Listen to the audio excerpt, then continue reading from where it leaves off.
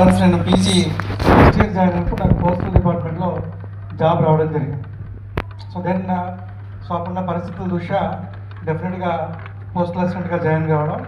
So అప్పుడు actual 96, 97లో అప్పుడే computers కొత్తగా వస్తున్నాయి. ఇంకా అప్పటికి ఎంఎస్ డాస్ ఇటువంటి సాఫ్ట్వేర్స్ వచ్చేవి ఉండేవి అప్పట్లో. And I'm very much interested in hardware, networking, hardware ఇవన్నీ చేసేవాళ్ళం. ఈరోజు మీకు ఇక్కడ పోస్ట్ మాస్టర్ జనరల్ ఆఫీస్ ఉంది అశోక్ నగర్లో. అది అశోక్ నగర్లో ఉండేది, ఇక్కడ ఇప్పుడు బీ క్యాంప్లో ఉంది.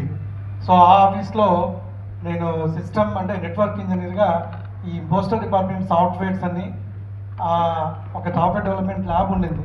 ఆ సాఫ్ట్వేర్ చేయడం, అలాగే మొత్తం అంతా ఇంటెగ్రేట్ చేసుకుంటూ ఇప్పుడు దాదాపు head post office and then Anantapur ఇలా చాలా స్టేట్లో ఉన్నది కాదు, ఇతర స్టేట్స్ కూడా వెళ్ళాము.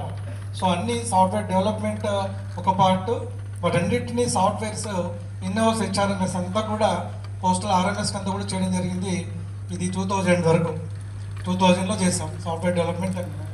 సో దాని తర్వాత నేను మళ్ళీ ఒక 3 years పంజాబ్ నేషనల్ బ్యాంక్లో ఐటీ ఆఫీసర్గా చేయడం జరిగింది. That is my second job. So దాని తర్వాత మళ్ళీ ఎలాగైనా చిన్నప్పటి నుంచి ఒక కోరిక ఉండింది.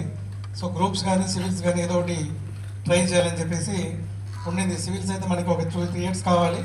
సో జాబ్ అందువల్ల మన లీవ్ పెడితే మనకి కుదరదు కాబట్టి ఎలాగైనా ఆ గ్రూప్స్ అన్న చదవాలని చెప్పేసి సో ఆ గ్రూప్స్ని అలాగే కంటిన్యూ చేస్తూ preparation then got into group 1 services.